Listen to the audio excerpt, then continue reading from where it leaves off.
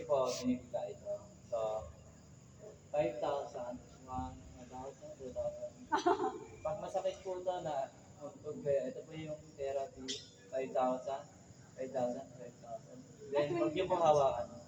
Kasi po yung instructor, di ba ginagano po?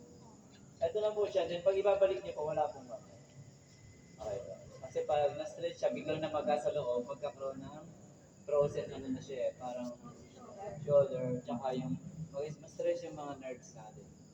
Yun lang po. Salamat po.